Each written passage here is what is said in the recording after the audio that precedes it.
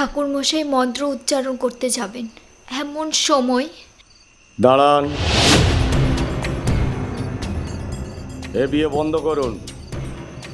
তারা দিদি, আমাদের চিনতে পারো? তুমি কি না তোমার ছেলের আসল পরিচয় গোপন রেখে এই ব্রাহ্মণের মেয়ের বিয়ে দিয়ে এদের জাত মেরেছিলে, আবার এখন এই নাতনির বিয়ে দিয়ে এদের জাত মারছো? আমরা থাকতে সেটা হবে না তারা দিদি। এসব আপনারা কি বলছেন? কারা আপনারা? হ্যাঁ, আমরা সত্যি কথাই বলছি। আমরা ওনার পূর্ব পরিচিত, ওনার গ্রামেরই লোক। কি তারা দিদি, ঠিক বলছি তো? তোমরা সবাই শোনো, এই যে তোমরা যাকে পরম কুলীন প্রিয় মুখুজ্জে বলে জানো, ও আসলে বামুন নয়, ও হচ্ছে হিরুনাপিতের ছেলে। কি তারা দিদি, থম মেরে বসে রইলে যে? হ্যাঁ, হাতে হাড়িটা ভেঙে গেল তো। ওই গঙ্গা জল ভর্তি ঘরটা ছুঁয়ে বলুন তো, আসল সত্যিটা কি? ও কার ছেলে, মুকুন্দ মুখুজ্জে না হিরুনাপিতে? কি হলো, আসল সত্যিটা বলুন, না হলে যে ওই গোলক চাটু যে আমাকে ছাড়বে না। এসব তুমি কি আবল তাবল বকে যাচ্ছ মৃত্যুঞ্জয়? আবল তাবল নয় প্রিয় মুখুজ্জে, থুড়ি হিরুনাপিতের ব্যাগটা। মা, মা, এরা কি বলছে মা? বলো না মা, মা এটা সত্যি কিনা বলো না মা, মা বলো না মা, মা, মা গো, মা, মা গো। সত্যি সত্যি সত্যি, এটা ভয়ঙ্কর সত্যি। না, এ আপনি কি বলছেন মা? এসব হতে পারে না। এই শুভ দিনে আপনি এসব কি বলছেন? এ কি করে সম্ভব?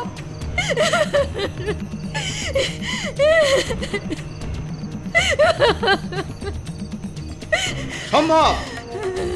8 বছর বয়সে তারা দিদির বিয়ে হয় মুকুন্দ মুখুজ্জের সঙ্গে। পরদিনই চলে যায়। তারপরে 14-15 বছর কেটে যায়। কি তারা দিদি, আমার দাদা বসন্ত বাণিজ্যকে মনে আছে তো? নিজের মুখেই বলো না সবটা। আমি তখন 22-23 বছরের যুবতী। একদিন দুপুরবেলা হঠাৎ করে একটা লোক এসে আমাদের বাড়িতে ঢুকলো। আমি তখন বাড়ির দাওয়ায় বসে একটা আসন সেলাই করছিলাম।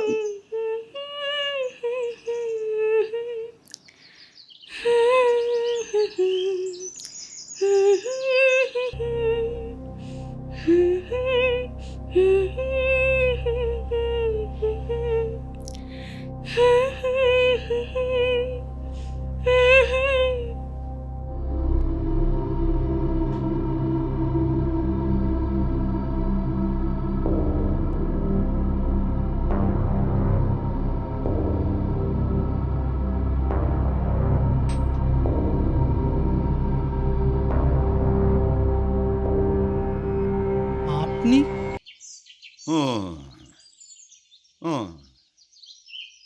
এটাই হরপ্রসাদ গাঙ্গুলির বাড়ি তো, ঠিক কি না? হ্যাঁ, কিন্তু দাদা তো গত হয়েছেন বছর 3 হলো। আপনাকে তো ঠিক। আমি মুকুন্দ, মুকুন্দ মুখার্জি। চিনতে পারলেন না? মুকুন্দ মুখার্জি? ও, বাবা জীবন! এই দেখো দেখি, একেবারে চিনতে পারিনি। আসলে অনেকগুলো বছর তো, তা প্রায় 14-15 বছর হবে। এই বিয়ের সময় তোমাকে একবার মাত্র দেখেছিল। আসলে আমি তো তখন এখানে থাকতুম না। তারপর দাদা বৌঠান একে একে চলে গেলেন। আচ্ছা, কালীতারা কোথায়? এই তো এখানেই তো ছিল, ওই যে তুমি যাকে দেখলে। হ্যাঁ। চিনতে পারোনি তো? না। তা কি করেই বা চিনবে? বিয়ের সময় তো দেখেছিলে 8 বছরে। আচ্ছা বাবা, বসো।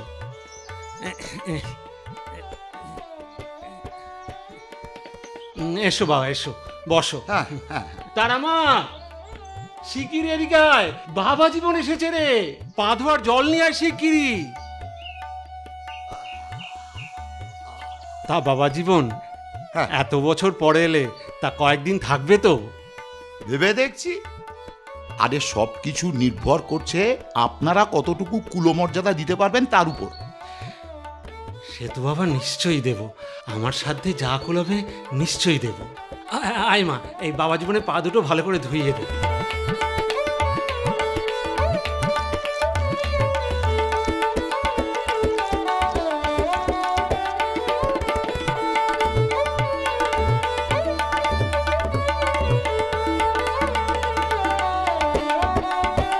চলো বাবা, এবার ভেতরে চলো। এই গরমে এতটা পথ এসেছো, একটু তারপর থেকে লোকটা প্রায়ই আসতো। আমার রূপে সে মজে গিয়েছিল, আর সে টাকা নিত না। তারপর একদিন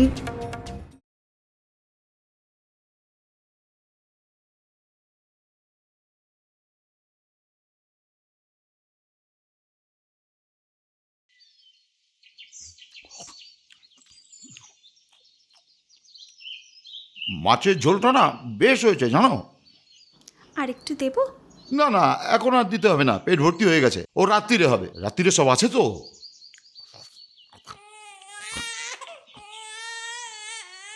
আপনি খান, আমি একটু ছেলেকে দেখে আসি। হ্যাঁ হ্যাঁ হ্যাঁ হ্যাঁ,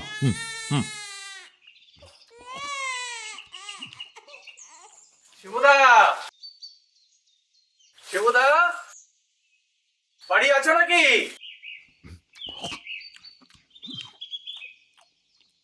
একি হিরো নাপতে না?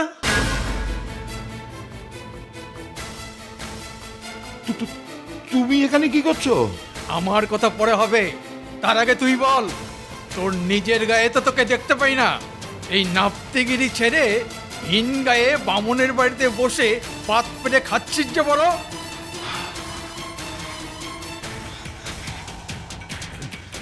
কাকে কি বলছো ভায়া? ও তো আমাদের বাড়ির জামাই, মুকুন্দ মুখার্জি।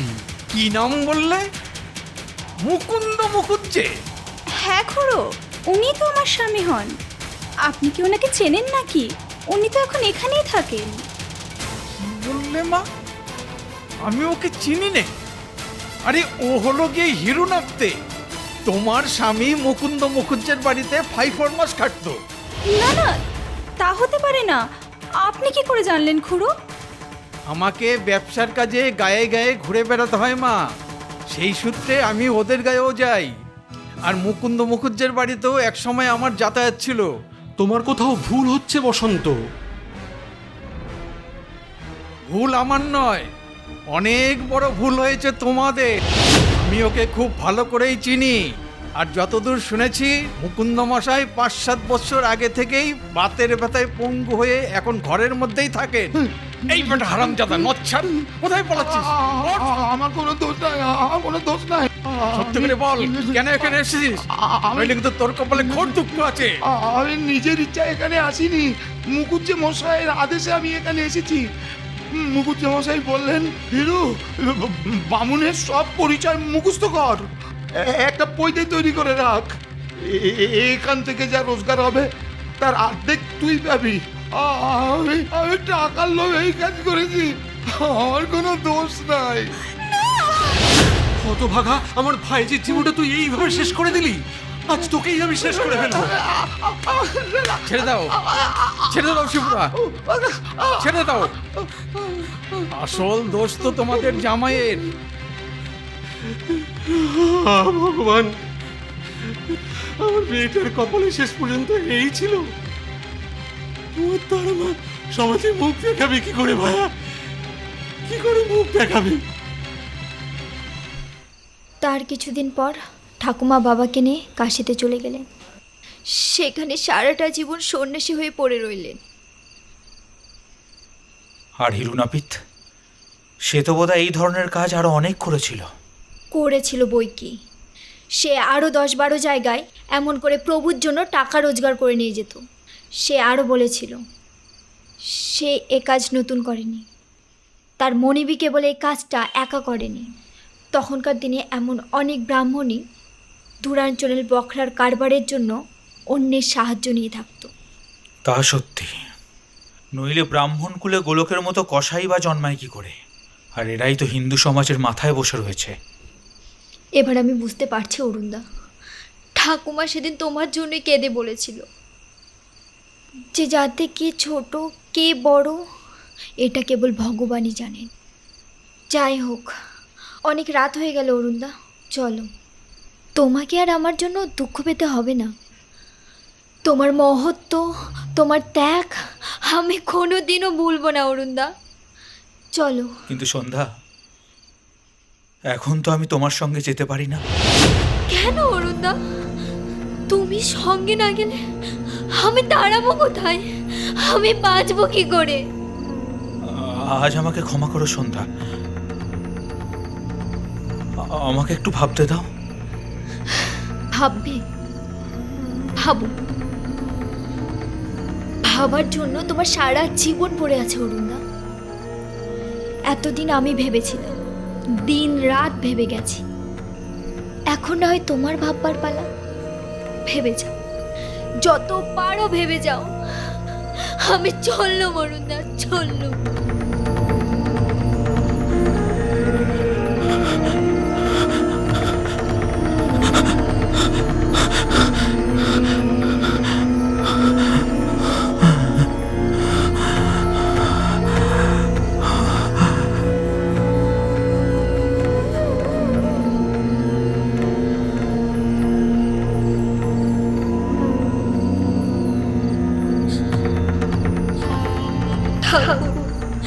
এই রাঙা ছেলে, গায়ের গহনা, কপালের চন্দন, এই সব যখন পড়েছিলাম তখন তো একবারও ভাবিনি আজকের এই রাতটা আমার জীবনের সবচেয়ে বড় বিভীষিকাময় রাত্রি হতে চলেছে। কেন কেন তুমি আমার সাথে এমন করলে? কেন ঠাকুর? এখন আমার গন্তব্য কোন পথে তুমি বলে দিতে পারো ঠাকুর? বলে দাও না অরুণা, তোমার সন্তান তোমার জীবন থেকে চিরকালের মতো বিদায় নিল অরুণা, চিরকালের মতো।